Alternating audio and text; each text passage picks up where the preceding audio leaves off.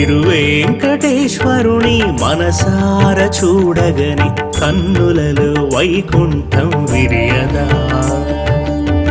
తిరుమలగిరులలో స్థిరమై నిలచిన గోవిందాని పరిపరి పిలచిన సిరులనొసగి కరుణించే వెంకటేశుడు, మా పాపాలను తొలగించే శ్రీనివాసుడు.